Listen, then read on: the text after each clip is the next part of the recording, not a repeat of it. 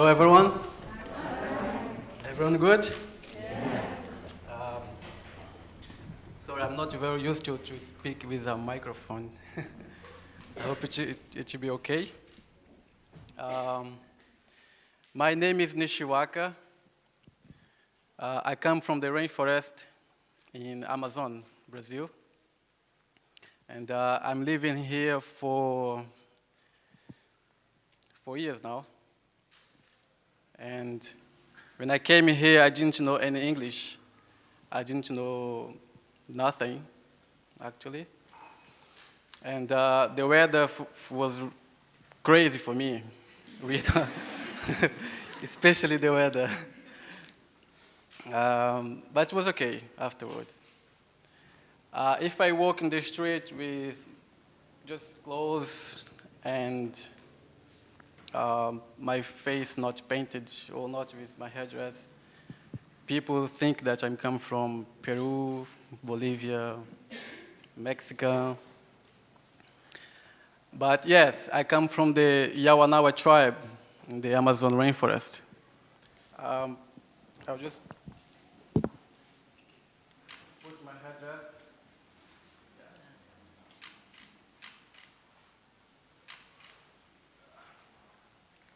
It's much better for me.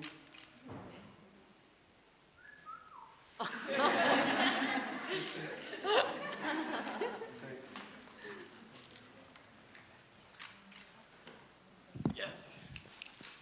I feel more comfortable. I really feel more comfortable. I would like to say just some few words in my language, if it's okay. Mansharai. Mansharai means how are you? How is going? Nixiwakaki. Yawanawa ihuhu. Matu ui iwa. I just said that my name is Nixiwaka. I come from the Yawanawa tribe, and I'm here to visit you, to see you. I just would like to talk a little bit of nature and how nature is so important for indigenous people, especially tribal people, but also for everyone in this world. If we think really deep, I think everyone will feel something that where you came from and what this world look like now. Many things has changed all over the world. But for tribal people like me, it didn't change anything. In some countries, even in Brazil, South America, some tribes, they are different. They know the language, for example, Portuguese or any other language. Some of them, they lost the language, they lost their culture, tradition. But there is still many living in the same way that they used to. I just want to talk a little bit about my people. When we made the first contact with the white people. It was my great-grandfather. He was 11 years old. He first saw the white man, and he just ran away. The white man didn't see him. And he told our family that he saw some people, strange people, different people, with clothes, with beard, with sunglasses or glasses. And he didn't understand where these people came from. And he said, how we will talk with them if we don't know the language. So he decided to kill a deer. He went for a hunt, and he came to those white people and just threw the deer. And the white people gave him a small knife, And it was a positive contact. It was a good contact, because usually when the first contact happened with indigenous people, battles happened, lots of killing, and in most of South America it happened like that. We are glad that it didn't have any fight and nothing. Only problem was that the different kinds of disease, our shamans, for example, our people start getting ill, and they didn't understand what was this illness. And the shaman did everything to heal, but he couldn't heal. And all the shaman as well was dying.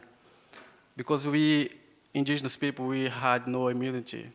And for disease like simple, like flu, cold, it was all new for us. But we survived, and we learned Portuguese. I was very young when I went to a city, very small town, and I learned Portuguese. That's why I'm speaking English. If you go to Brazil, Amazon, I'm quite sure you would not find an Indian person that can speak English and speak with you. And I'm really glad to be here, to be able to speak about indigenous people culture, about our tradition. We still have our knowledge with the medicine plants. Brazil, for example, is home for more than 80 different tribes that are still isolated. They even don't have any contact with indigenous people, like mine, like me. And the reason that I came to London was to learn English, first of all, and be able to speak for them, because they have decided to not make contact with the Western world. We see that when we come close to them, they run away, or they want to shoot us with the arrows and bow. And we are telling the government to protect them, to protect their territories.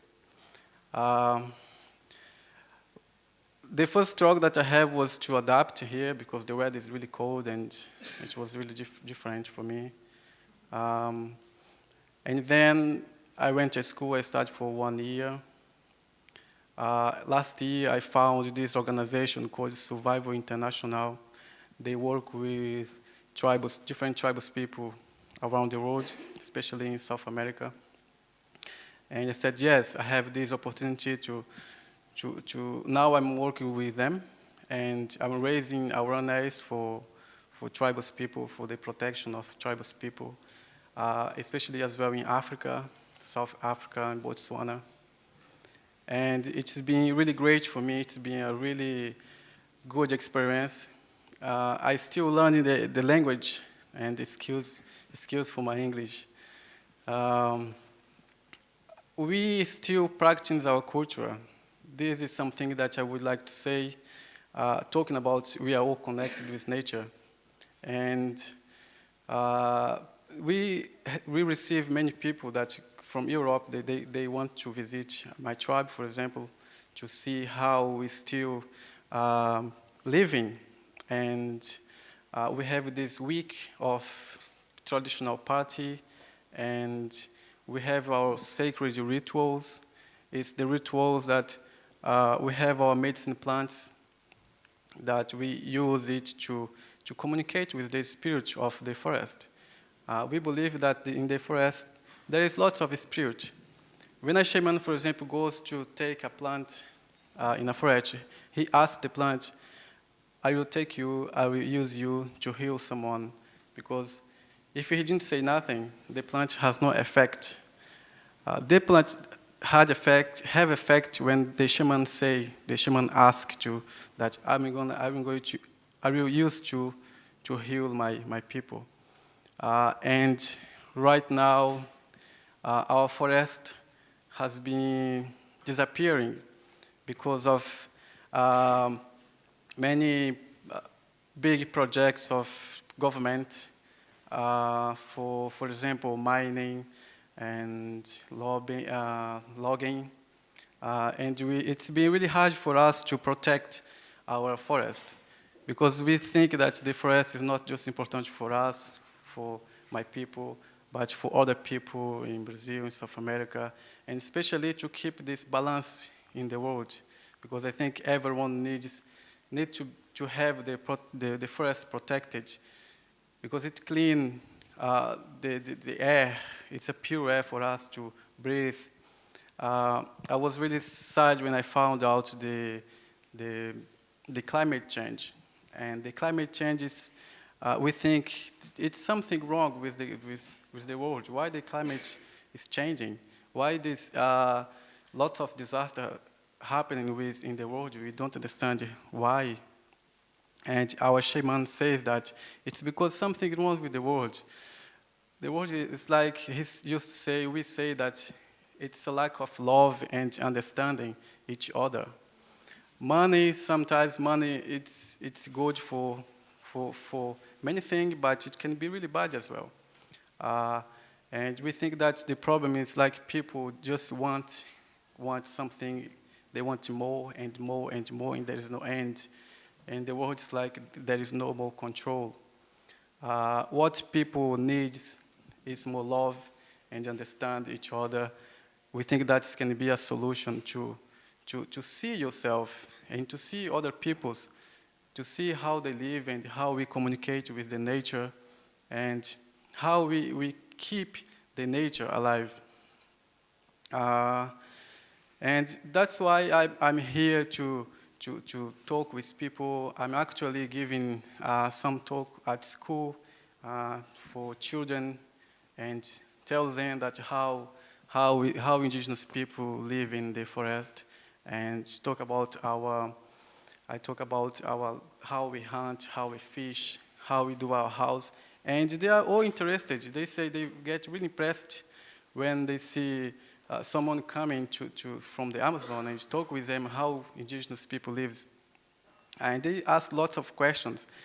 And it's all interesting for them because here, for example, there is no indigenous people. But we indigenous people we think that we know how to keep this culture alive and how we can share with the outside world. And the international community, for example, the public, it was something that I found really interesting, was that people from here, from out of Brazil, most of them, I can say, they really care about the preservation of the nature and the preservation of different cultures, indigenous people. And the reason that I would like to stay a little bit more, I want to go back to my tribe and to live there the way I think it's best for me. But before, I would like to say to people that we're still there, we still live in the same way, and our door is always open to welcome people and see how we live. Right now, because of the public, the international community, the Brazilian government, for example, is taking action to preserve the indigenous territory, especially those ones that are still isolated from the outside. We have some campaigns for some tribe in Brazil. For example, Guarani is a name of indigenous. The biggest population of indigenous people in Brazil is the Guarani, more than 50,000, and they have a big problem because their land now is placed for sugarcane plantation and soya, and most of the community, they are living by the road.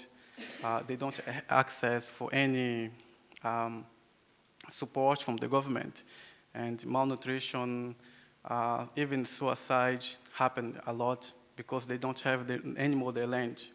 And if indigenous people lose their land, it means the end of everything, especially our lives, starting with the culture. And we are saying to the government, to Brazilian government, that we want to still live in in our lands. We want to have our forests protected because forest means lives, forest means our body, forest means our everything. And we live because we have the forest. It's more kind of awareness. What I'm doing in here is saying that we are in this situation, but we have this knowledge to share with the Western world. Yeah. And if you would like to know more, what is tribal people? How they live? Who are they? It's many questions. There are many questions that people would like to know, and I would like to tell you, if you would like to know more about tribal people and how they live, the importance of the rainforest for them is to mainly visit our website, survivalinternational.com, and they work with indigenous people. For example, in my tribe, every year in October, we have this festival. It's a traditional festival, and it's for 5 days. And we offer people, we have lots of different kinds of games, and during the night, we practice our rituals, sacred rituals. We have this special drink, it's called the ayahuasca. It's a very strong drink, and it's a very strong drink. You can see what is life. It's starting like how seeing yourself, seeing your spirit, and what you're doing here in this world, and you can see through this ritual if you believe in this. So I believe that indigenous people, we have a lot to share with the outside world, and we are always open. Our door is always open to welcome everyone to visit and to know more about tribal people. I would like just sing this small song. It means if you are visiting someone, it's like you are going and you tell that there is this happiness. It means happiness. Kanaro cherente te, kanaro cherete te, ato no ma, ato no ma, mahe, no ma, mahe, no ma, mahe. This is when you're visiting someone, and you're going to visit your family or your friends in the house or the place. We always sing this song to say like goodbye or this kind of expression. Thank you very much for receiving me, TEDxHackney. Yeah? I'm really glad to be here. Thank you.